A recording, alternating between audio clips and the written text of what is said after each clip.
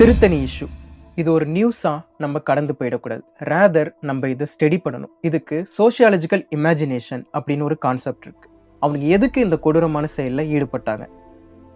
Number 1, drug கல்ச்சரை normalise பண்ணது. Number 2, ரவுடிசம்னா கெத்து அப்படின்னு ரீல்ஸ் போடுறது. நம்பர் 3, இருக்கிறதுலே ரொம்ப ரொம்ப முக்கியமானது இதுதான், மீம் கிரியேட்டர்ஸும் கண்டென்ட் கிரியேட்டர்ஸும் நார்த் இந்தியன்ஸை எப்படி போர்ட்ரே பண்ணியிருக்காங்க. Hate against north Indian. தமிழ்நாட்டில் தமிழர்களோட வேலை வாய்ப்பு மறுக்கப்படுது, தமிழ்நாட்டில் தமிழர்களோட வாய்ப்பே மறுக்கப்படுது அப்படின்னு தேவையில்லாமல் ஒரு ஹேட்டை அவங்க மேலே ஸ்ப்ரெட் பண்ணுறது. இங்கே இருக்க தமிழர்கள் எவ்வளோ பேர் ஃபாரினில் போய் ஒர்க் பண்ணுறாங்க, அதை அவங்க பெருசாக பார்க்குறது கிடையாது. ஆனால் அவங்க இங்கே ஒர்க் பண்ணுறது மட்டும் அவங்களுக்கு தப்பாக தெரியுது.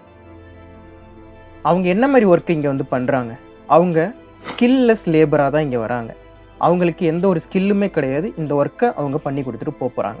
இதை பற்றிலாம் பேசாமல் விக்டிமை ப்ளேம் பண்ணுறாங்க. செகண்ட், ஸ்டீரியோ டைப் பண்ணுறாங்க.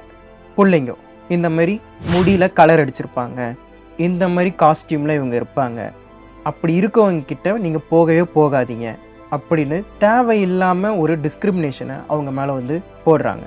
ஏன் இந்த பொடி வீரன் எப்படி இருக்கான்? நீங்கள் சொல்கிற எந்த ஒரு அப்பீரன்ஸ்லேயும் இவன் வரமாட்டான். அப்போ இவன் நல்லவனா?